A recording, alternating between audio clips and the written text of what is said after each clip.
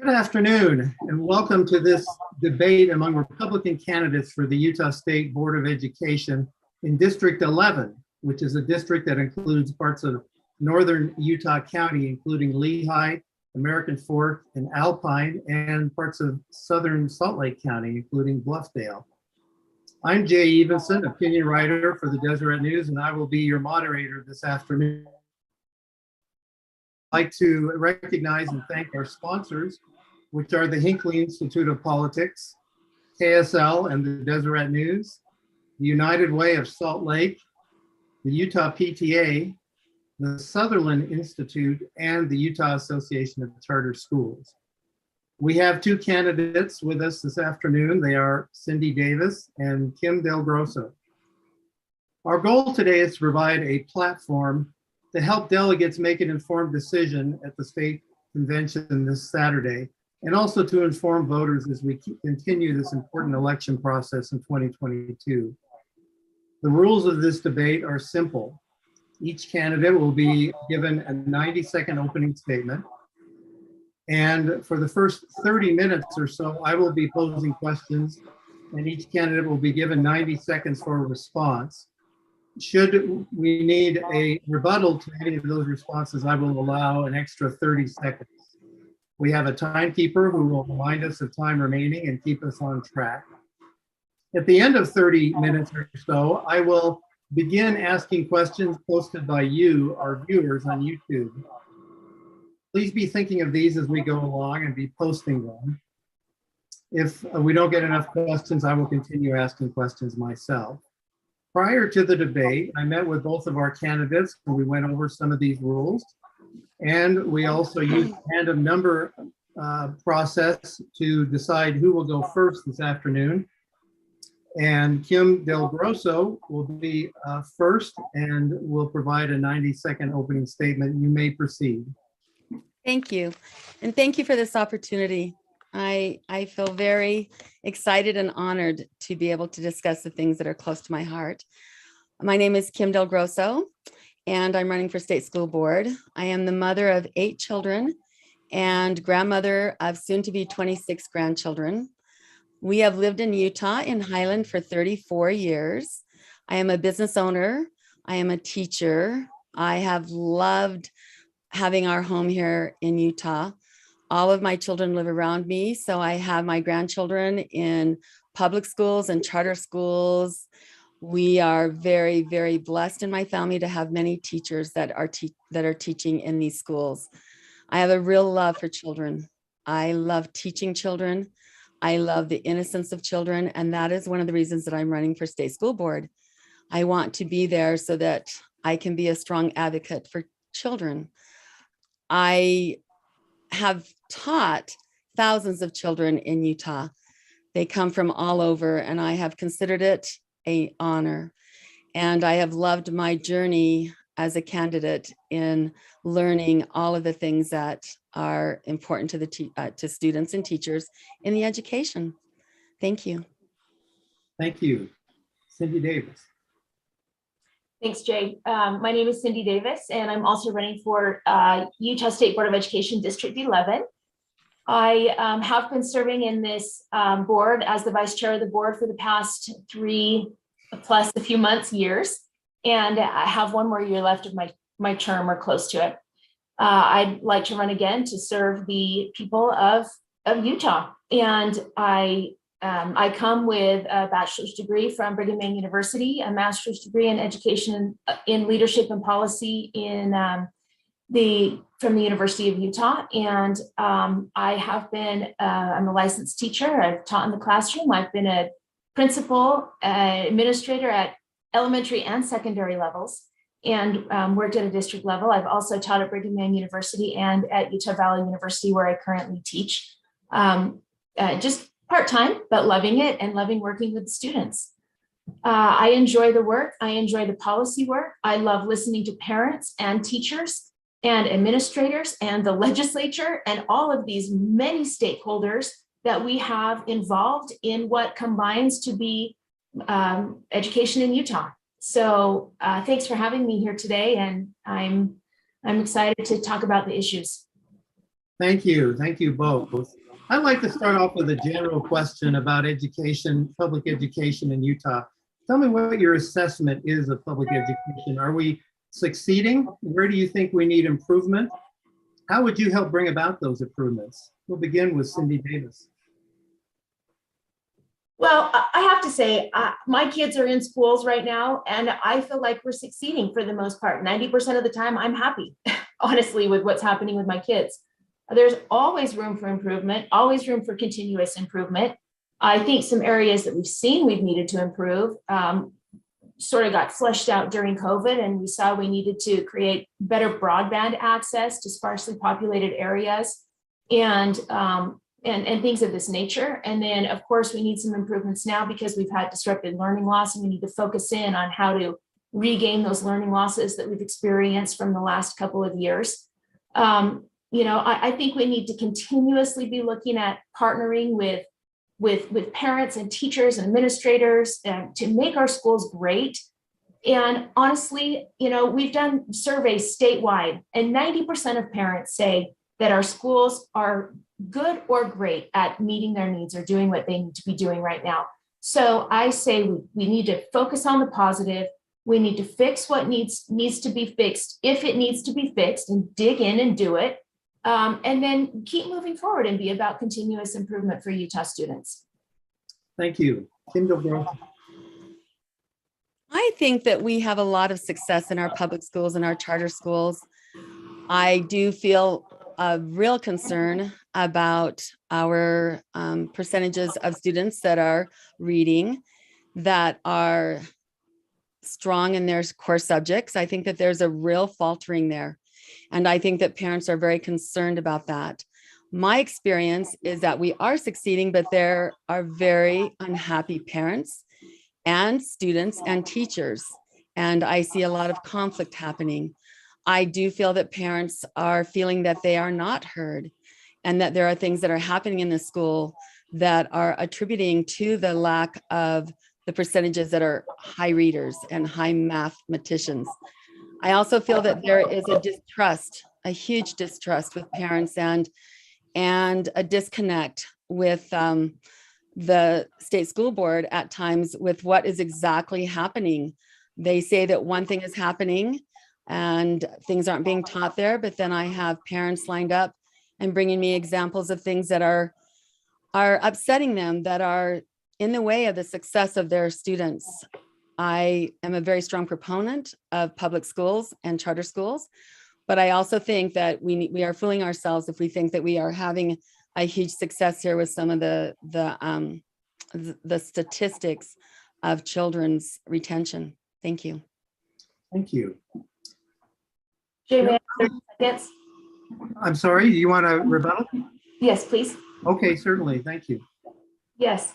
At the Utah State Board of Education, you can make board rule, but when push comes to shove, things happen where the rubber meets the road. And so if there's something that's contrary to board rule, which has the effect of law, that needs to be brought to the attention of your teacher, your principal, your administrator, your local board members, or your state board members. And then we need to dig in. I have constituents do that with me, and I go with them, or I'll meet with the teacher with them or the principal. And I've even gone to local board members to resolve those issues. I think I've used my 30 seconds, so I'll have to hit the student performance at another question. Thanks. Thank you. Kim, would you like to respond to any of that? I just think that the proof is in the pudding, and I would not be running if I did not have, if I did not feel that they were transparent. I feel that we have a real lack of transparency with the state school board in their voting records on what is going on there. I feel that that needs to be improved. I am here as an advocate for the parents. I'm here as an advocate for the teachers. And I think that that is what is, their happiness is what's going to provide a successful school. Thank you. May I have 30 seconds, or is there only one rebuttal per question? Let's keep it to one rebuttal per question, and we can get into some of these issues here. And one of them, earlier this month, the state board decided that after hours of discussion and development, it would not be providing local districts with guidance concerning gender identity questions regarding things such as restrooms, locker rooms, overnight trips. They said such policies would be left up to local school districts. Do you agree with this decision? And let's begin with Kim this time. That was one of the hot topics that parents brought up to me. There are thousands of parents that had huge concerns with that document, how it was written, the way it was presented. I think there were 22,000 or 20,000 negative comments on that document. I do feel that the local school boards are the ones that should, they know their local communities, they know what's going on in their schools.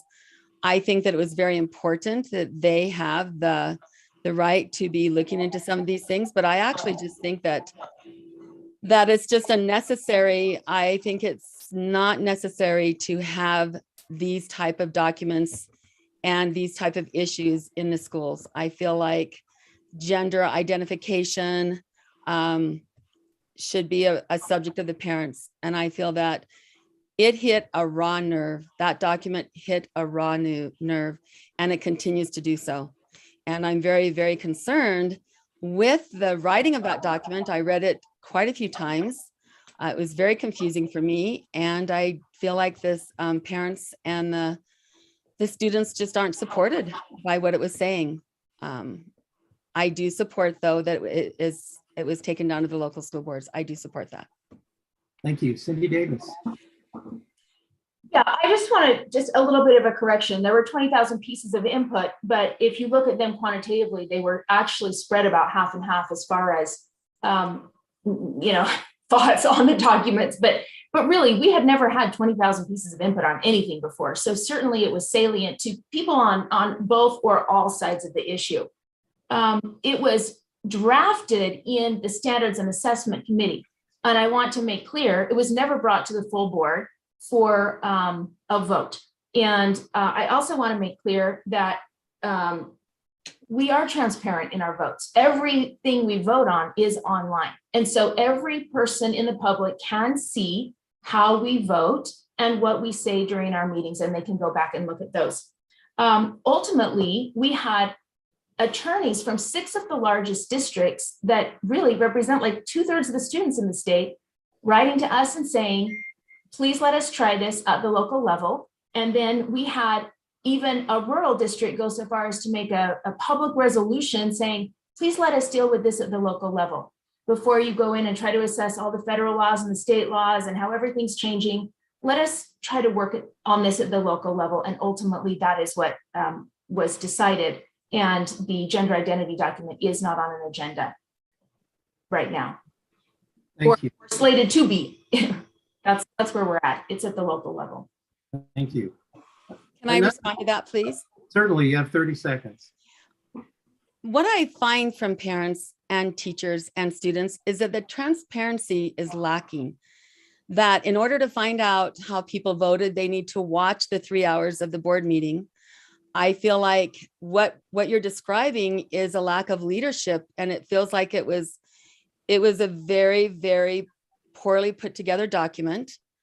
I was very concerned about it. It is something that I think that we absolutely, and I'm happy to hear that you had 20,000 comments that were for and against. I think that I just want to know if we're listening to our parents. What are those comments teaching us? Thank you. And what's happening there? Cindy, would you like to respond? Yes, I would like to respond. As far as transparency goes, you don't have to watch all the meetings to get the votes and to see even what was passed and what wasn't passed. There are meeting summaries that are posted after every single meeting online. So you can do a quick shot through just like that. Also, as far as leadership goes, leaders use wisdom. Leaders listen to people. Leaders engage in drafting and in the process and assessing the law. And then they do listen to people and stakeholders and input, and then they make decisions. And in this case, the decision was to put that onus back on the local level for now. Thank you. Let's move on to another hot topic that many people have been bringing up lately, and that's something called social emotional learning. What are your feelings about this? And is this something that the state school board should be concerned about or involved in? I believe Cindy Davis, we begin with you. Sure, I can start. Well, I guess I have to start. I don't support transformational social emotional learning. So people who say, is there some kind of a social agenda promotion that's trying to slide in under the umbrella of social emotional learning? I don't support that. What I do support is support for students who need some extra emotional soft place to fall at school. There are sometimes wellness rooms, if a child's lost a parent the night before, or a death in the family, or had an altercation with another student, they can go into this room, calm down, take a deep breath, go back.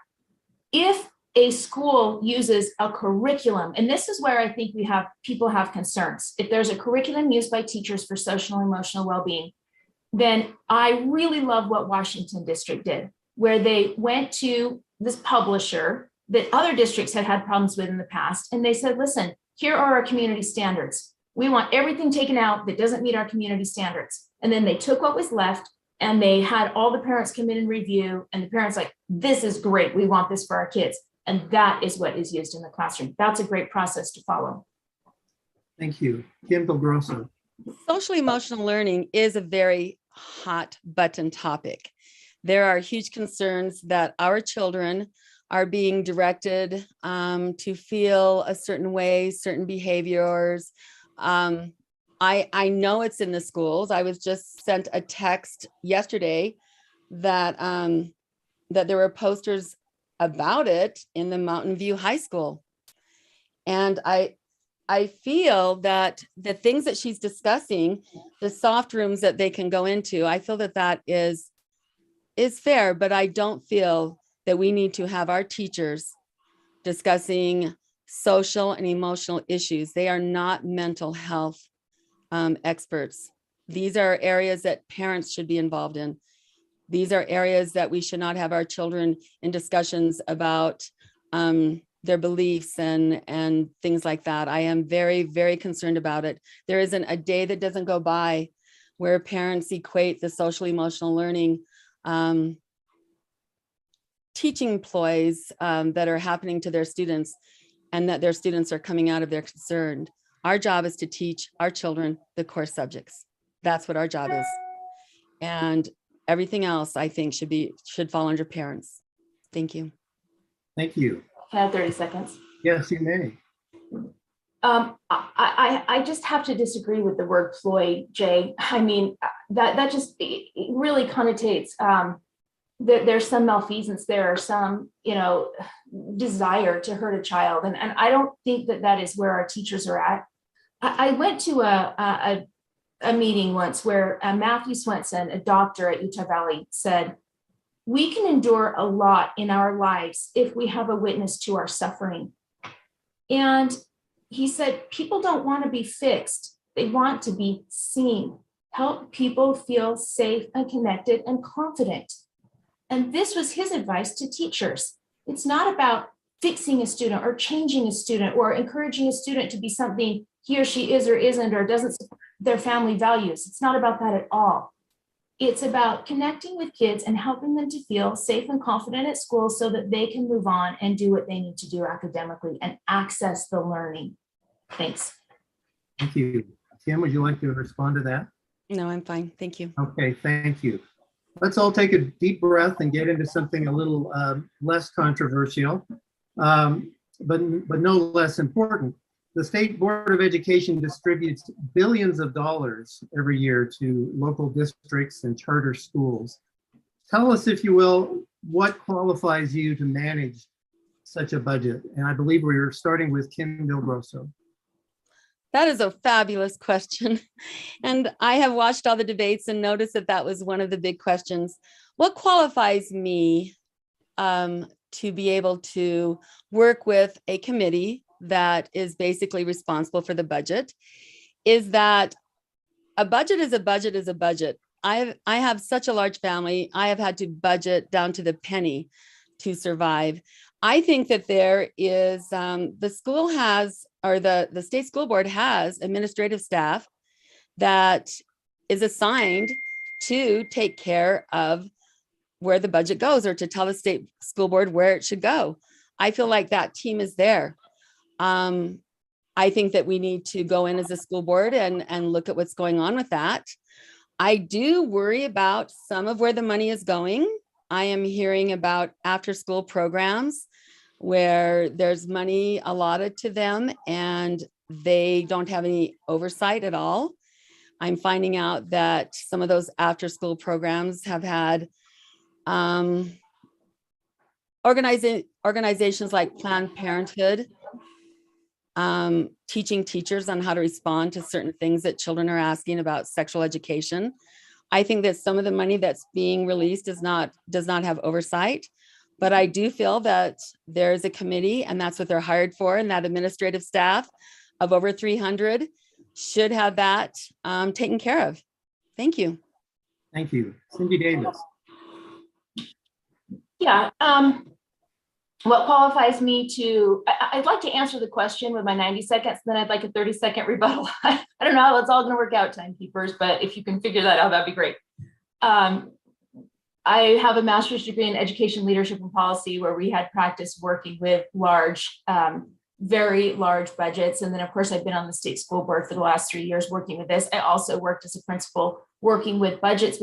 But the key about having experience working with as a principal is that you work with financial units or understanding of acronyms and such, like a WPU is a weighted pupil unit. An FTE is a full-time equivalent for a full-time teacher. Things like this. I mean, there are a slew of those, and education is famous for its acronyms and all of its little splice and dice and the different areas of accounting and funding. And quite frankly, I think it could and maybe should all be simplified. But until it is, I feel like I'm uniquely qualified to help understand and work with a team. And I love what my fellow candidates said about working with a team, because really when you're working on a board, you are working with 15 people. So I think that's my time. And if I have any time left, I'd like to add it to my rebuttal time. Can I do that, Jay? Yes, we have. What specifically are you concerned about, would like to rebut? If I may the after school network and the Planned Parenthood comment. Okay, let's make that our next question then. And what about that? And let's keep this to 30 seconds if we can, because I want to keep things moving along. But Kim or Cindy, you can respond first. I believe it's your turn to go next. Go ahead and give us 30 seconds on that.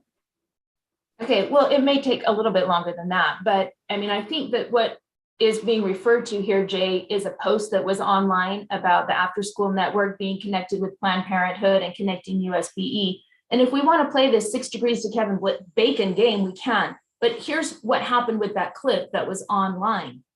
We contacted Utah After School Network and said, what's the deal with this clip? It was, they do a conference, a biannual conference every year. 100 people or 100 organizations sent their things in to come in and present. Planned Parenthood did one presentation for a variety of people, and there were less than 10 people in the presentation, and they were talking about how to answer tough questions after school. USBE was not involved. They do not contract with Planned Parenthood, and the After School Network does not contract with Planned Parenthood. So, you know, I think you have to, partial truths lead to false narratives, and we have to be really careful to make sure that we're giving information in context so that people know what is and is not supported by USBE, and Planned Parenthood absolutely is not. Thanks. All right, thank you. I'm going to ask our timekeepers to make sure Kim Grosso gets as much time as you took. I don't know how much time that was, but Kim, would you like to respond? Yes, I would like to respond. My question is, there's $1 million given to that after school program, and there's no oversight as far as I can tell. I could be wrong, and maybe I am, but I think that money is allotted to them. And I also think that Planned Parenthood should not be a part of the after school network, even if there's only 10 or even in the conference. I feel like every cent that is allocated to any organization should have oversight. And I don't think that group does. I don't think that that's happening. And I think it's dangerous. And I think that certain school board members wanted it to be, and I don't think it was voted on. So I want to know where every cent goes. I want to know where every program goes and who does have their ear. And I just basically don't want to be associated in any way with anything with Planned Parenthood and something that we're financing. Thank you. All right. Cindy, May I would you respond? like that? Yes, 30 seconds. Yes. Yes, thank you. It absolutely was voted on. And it absolutely had the criteria that the money is not used to make a conference. The money is used to tutor students after school and to work with organizations that are tutoring students after school, of which Planned Parenthood is not one of them. And so I think that, you know, when we look at what our organizations are doing with the money that they're getting, UAN helped with the professional development of getting it organized, but not the implementation of the tutoring. And those tutors must contact the classroom teacher and work on the skills that are missed with the classroom teacher. Thanks. Thank you. Time. Kim DeGrosso? Was there a vote that was taken about oversight that would oversight this program? Was there a vote that was taken that was shot down that would have this money reported to them? I want to know where I could find that. I can't find that anywhere. Where's that transparency that we need to be seeing right now? What is happening with that? Can I respond? Yes, and I want to remind you both to pose your answers and questions to me as the moderator. But yes, I would let Cindy respond to that. Okay. The money that's used for anything that interfaces with students absolutely has been voted on. We use a variety of people that help to coordinate or provide like a structure. UAN understands how all of these after school groups work, and they help say, you know, here's all these people, here's what they can do, here's what they can't do, here's how it can work. But they're not doing the tutoring. And the money that's used for the tutoring absolutely was voted on, and it was voted that they had to contact the classroom teacher, work on the exact skills that the students were missing due to mitigated learning loss from COVID. Thank you. I think we're going to move on here. And this will be one last question before we go to questions from our viewing audience. The State Board of Education is now a partisan body. You both are running as Republicans for your office. Tell me, how does this inform how you will act as a member of the State Board of Education? In what ways does your party affiliation affect how you will make decisions? And we begin with Cindy Del Grosso. Wait, what? You said Cindy Del Grosso. I'm sorry. Sorry. That's okay. Kim, we'll start with Kim Del Grosso. I was looking at one name and saying the other. That's okay. I like the name Cindy. I'm very proud to be a Republican. I feel like it describes my values.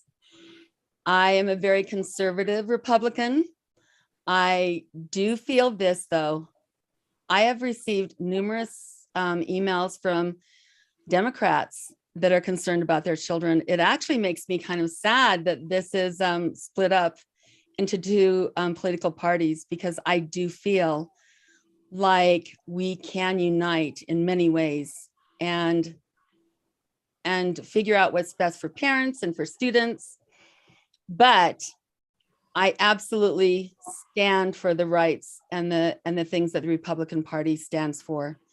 And I am very proud to be a Republican. Thank you. Thank you. Cindy Davis. Yeah, thank you. I am a candidate who registered as a Republican when I was 18, and I've been a Republican my whole life. You won't find records on me of an unaffiliated or any other party.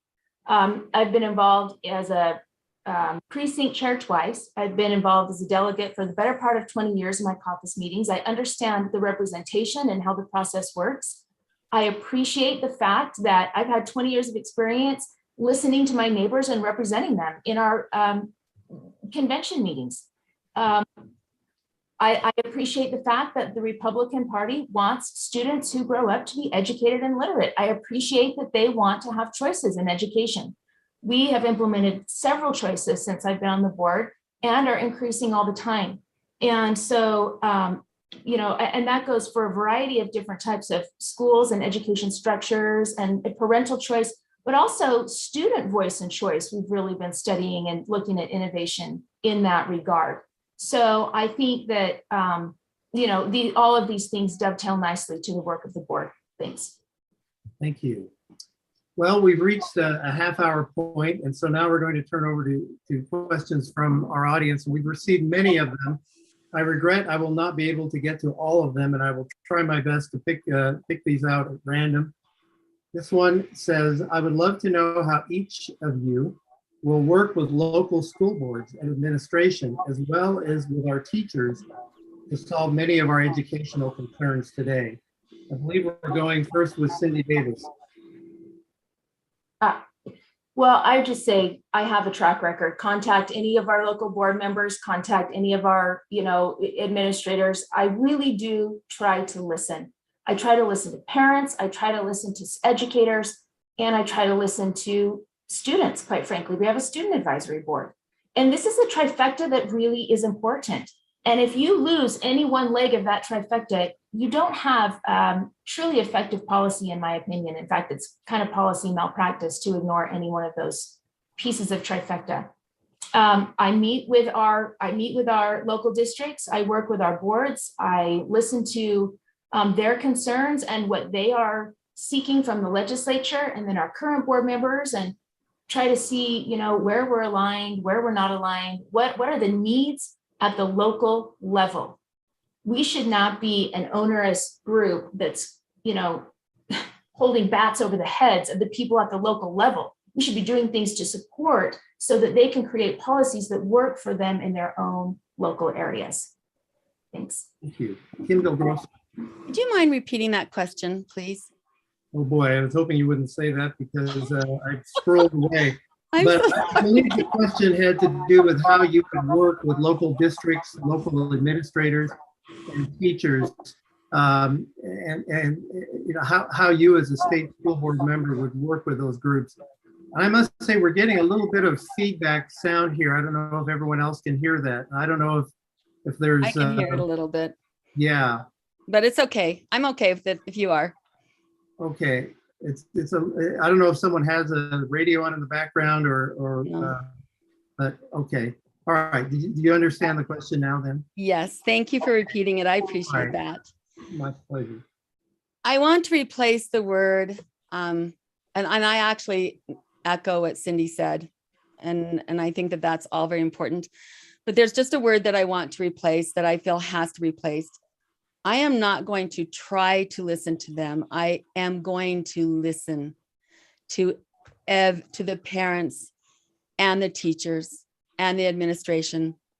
I have a parental advisory board that I have already put together of people and parents from all areas of life. I have a teachers advisory board, and these are local.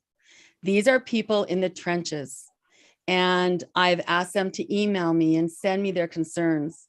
I will listen to what they have to say. And if it means I'm up 24 hours answering questions and responding, I will do that. I will be there to support the local school boards.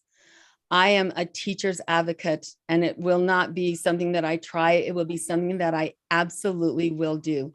And I'm dedicated and committed to listening to them to strengthen these local school boards. It is a tough job, and to strengthen our schools and to be there as a resource for them with the state school board. Thank you. May I have 30 seconds? Yes, please. Yeah, so when I say try, I mean, there are only so many hours in the day. So I listen to everybody who comes my way and I seek them out. When I ran 4 years ago, I ran into multiple district schools and charter schools. I toured the schools, I interviewed the charter directors, I talked with the principals, I met with the PTAs and the school community councils. And in this second go round, since I did that in this area and our map has changed, I've already been in 7 different schools in the Bluffdale-Harriman area, working, meeting, listening to parents, listening to administrators and teachers. But listen, there are 200,000 people in this boundary. And so I try as I might, but I will tell you, I'm never going to be perfect. And Thank that's you. sadly the reality. Thank you. Kim, would you like to respond to that? I actually feel her pain as far as that goes, because that is a lot of people. So I think what needs to happen is that we need to cut down the complaints. We need to provide an environment where there aren't that many concerns. We need to rebuild the confidence of our parents with the school system. We need to support our teachers so that things are not happening where we're losing half of our teachers. I feel like if there's that many people that are complaining, then we need to see what is happening and where the disconnect is and try to solve those problems. Thank you. We're getting a few questions that are concerned with some comments that you made, Kim, at a recent town hall meeting. And this one in particular says suicide is the #1 cause of death for Utahns aged 10 to 17. National data shows that teens with same-sex attraction seriously consider suicide at 3 times the rate of other teens. What can the state school board do to help protect the lives of these children? And then they reference comments that you made about being very, very anti-trans, and wondering if that is helpful. And since we begin with you, Kim, you can be the first to respond to that. I am so thankful that that's one of the questions, because I am not anti-trans. What I am is pro-child. I am very worried about a subject close to my heart, which is happening to very young children, where they are given hormone treatment and also other things at a very young age to change their gender. I am very concerned with what happens there. I am concerned with the questions that are happening at a very young age, and I have proof of that. Just now, I had a father call me and say his daughter had a form and was asked, what was your gender when you were born? And what is your gender now? And this child had no idea how to respond to it. I have worked in the entertainment business and have supported so many artists. Not once did we discuss gender identity. Not once did we discuss sexual preference, because I didn't have the time and the hour to teach them. And I'm not ignoring it. I am just saying that it wasn't something that should have been done in my classroom. And let's face it, in the entertainment industry, there are very many gay dancers, and we love each other. I am not anti-trans. I have very close friends that are transgender. It doesn't matter. That is not what defines us. And I am very much about love. Thank you. Cindy Davis. I'm going to take a few seconds at the beginning to make sure I clarify that all those visits to elementaries, junior highs and high schools and charter schools, and all the visits I'm doing in Jordan District now are proactive visits, not responses to complaints. If I get those complaints, I deal with those individually, and we get in and dig in and figure out the problem. As far as this question about, how to help students feel safe at school that are in this particular situation. I just met with a principal last night, and he said, out of all the many years I've been a principal, I've had 10 to 15 students only that are transgender. And he said, honestly, they're not looking for lots of attention. They just want a safe place they feel comfortable to go to the bathroom. So, I just think we have to be really careful. And all students deserve to feel safe. And I do appreciate that notion of all students. And all students deserve to feel comfortable. And our local leaders have been and will continue to work so that they are working with the families of all the students, our transgender students and our other students, so that they can create situations where students can come and be comfortable and feel that they are, gosh, I'm in a safe place here and I can focus on learning. Thank you. Thank you. Oh, all right. One last thing. Did I still have a few more seconds on that? About 5 seconds, I think. Oh, okay. Maybe I'll have to do rebuttal. I just want it to be really clear when teachers were sending out forms asking for preferred pronouns en masse at the beginning of the other school year, our superintendent sent out an email to local superintendents and charter directors saying, look, we have Utah parental rights codes in this state, and you need to honor Utah parental rights codes. And so, and that was discouraged at the time. And I know there are issues to work through on that, but I think you have to be really careful when you say USBE is promoting something that it's not. Thank you. All right, let's move on. What specific rule, policy, or resolution has the Utah State Board of Education passed in the last year or two that you find important to student success in public education? And I would expand that to say if there's one you particularly don't like. And I believe we begin with Cindy Davis in this one. Oh gosh, I don't know. We could talk about so many here. Just moving backwards from most recently, some of the things that we've been working on are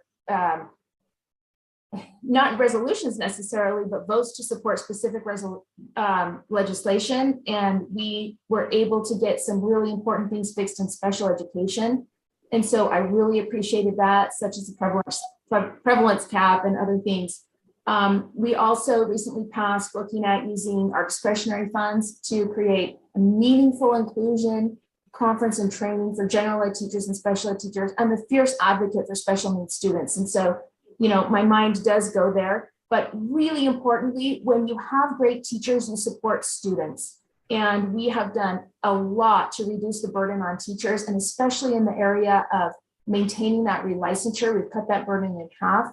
And looking at new teachers coming into the pipeline, we're also getting rid of the praxis, which I think is really important. And if we had more time, we could talk about why. Thank you. Kim Del Grosso. Could you repeat the question, please? Yes, it is. What has the State Board of Education done in the last year or two that you agree with? And I expanded that to say maybe some things that you disagreed with as well. I did hear, and I loved this. I heard this during the debate that the state school board has asked for artwork from seniors that they have presented at a art gallery in Springville. And as an artist, I thought that that was a very nice thing to do. I've actually asked so that I could be aware of the positive things that are happening out of the state school board. And I'm just finding out that there are more concerns about some of the policies that are affecting our children more than what's happening. The state school board's reputation is confusing. There isn't enough transparency. I'm serious. It may seem that there is and that we should be able just to go there, but there isn't.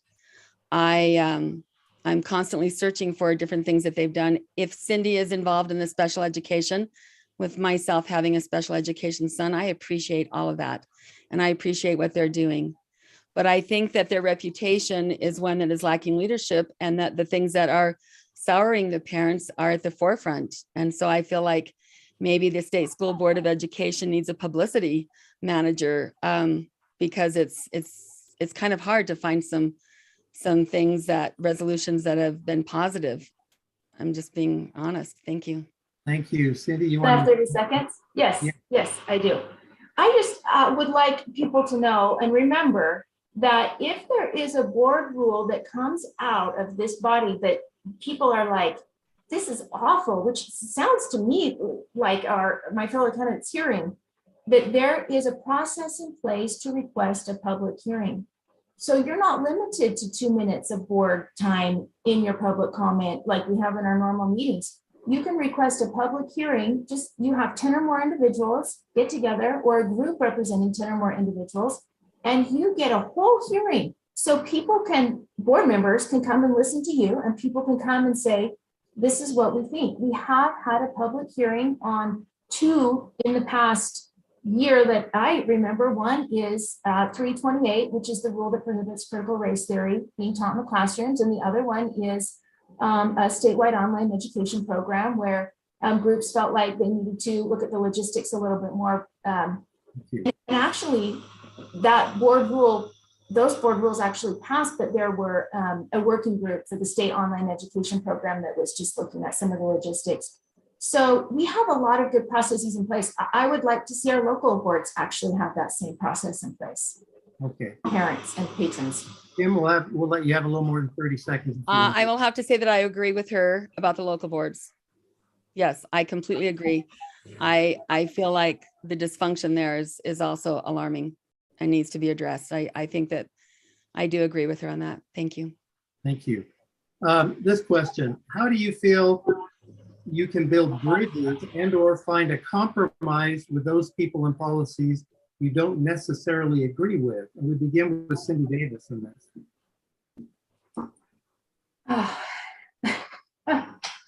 Well, someone on the board has nicknamed me the great compromiser, and that's not because I compromise on my values or my principles. It's because I listen to people and try to build bridges. And, there was a panel on the 65th anniversary of Brown versus Board of Ed, and somebody said, unite to do right with people that you don't agree with. Anything that causes you to lose friends will be harder to do. Anything that builds friends will be easier. And, I just think that is so true. And I try really hard to listen to people. I attended board meetings for 3 years prior to running for the school board, so I could watch and listen and learn and hit the ground running. And most of what I saw is you guys can move your policy needle better and get more of what you want to happen for children if you would listen to each other a little bit more and work together and build some bridges. Consensus building is not necessarily about compromising your principles or your values. It's about taking enough time to dig in deep and do the heavy lifting and get to a place where people can move forward together, feeling good about where you're headed. Thank you. Kim Grosso. It's an interesting thing. My philosophy in life is that I absolutely hate labels.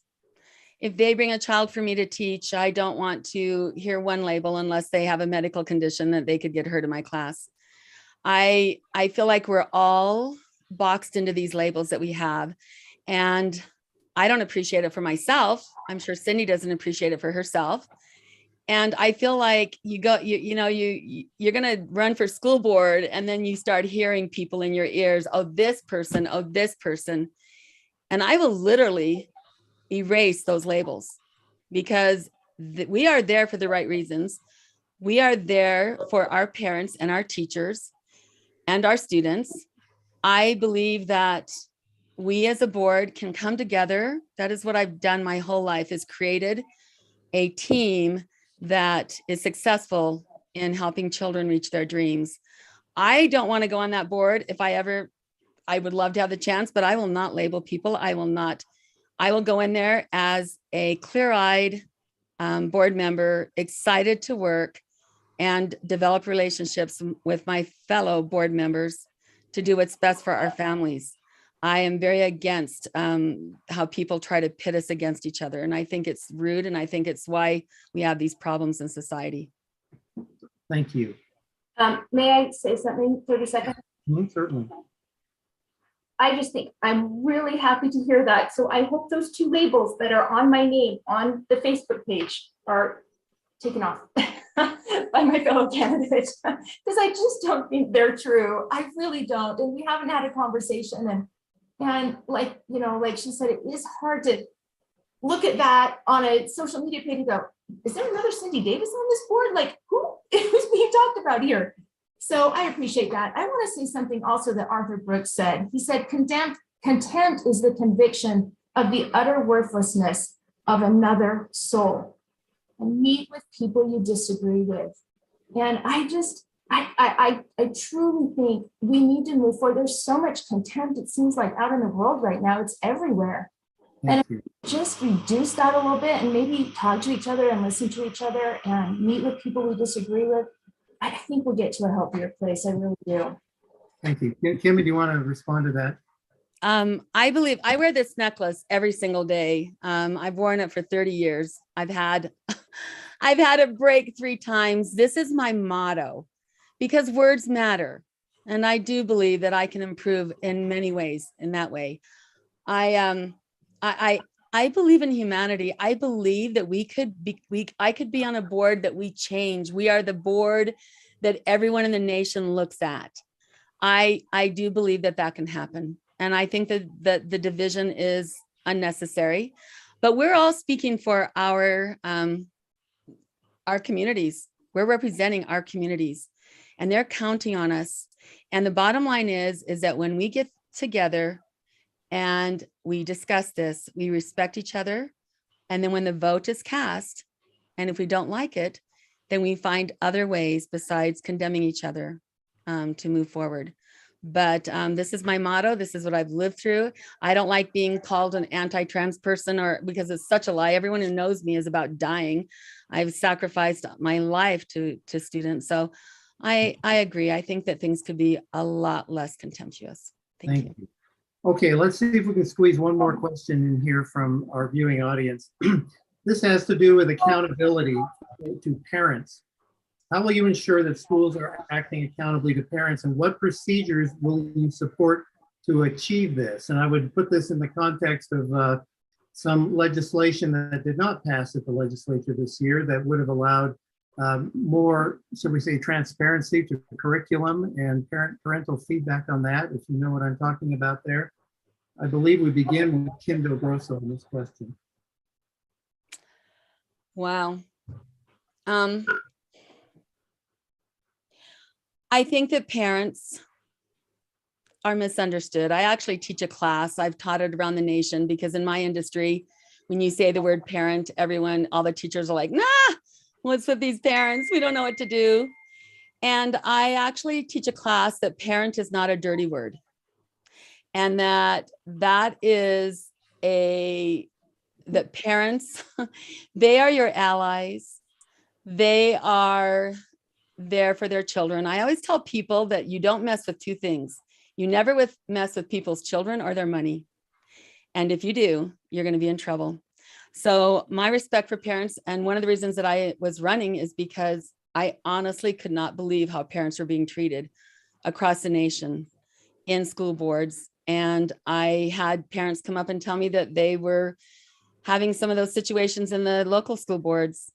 I think that parents have the right to teach their children their values. And I think that parents need to be fully involved. And I think that they should be part of the curriculum vetting.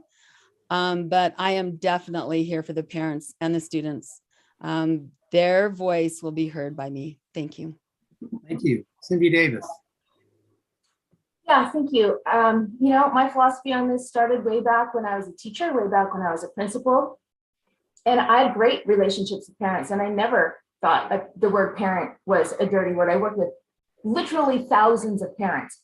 One yelled at me a lot when her child didn't get to school play, and that was kind of hard, but most of them honestly were super fabulous. And you're probably laughing because you work in the arts and know how that goes. But, when I was a principal, I had one mom come in and say, I feel like I'm always crying to you in your office. I said, oh, my office is your office. We share the same funds, we share the same resources, we all contribute, and this is a collaborative effort. I would say to parents, if plan A doesn't work, we're gonna go to plan B. If plan B doesn't work, we're gonna try plan C. If plan C doesn't work, we're gonna try plan D, because we're gonna do what works for you and your family. I had lots of families of homeschool kids come back, say, can we just come for art? Absolutely. Can we come just for the small group reading? Absolutely. Let's work it out so it works for you and your family.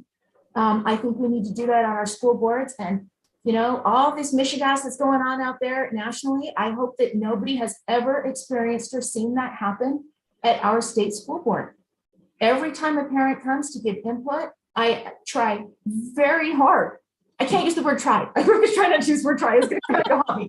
But listen, I used to come to speak and people would be like working on the computer. I really look at people in the eye and I listen and I show respect, and we have to work together. That is the only way to move forward for kids in this state. Thank you. That concludes our question portion of this debate, and we will now have time for 90-second closing statements. And we'll go in the reverse order that we started. So Cindy Davis, you may go first. I know we're supposed to address all of our comments to you, Jay, but I'm going to depart for a minute, and I guess you can kick me off the debate, but I'm going to speak to the public that's watching and just say thank you for the opportunity that I've had to serve you for the last 3 years. I hope to be able to continue. I hope that you have found that I am accessible, that I am transparent, and that I am accountable.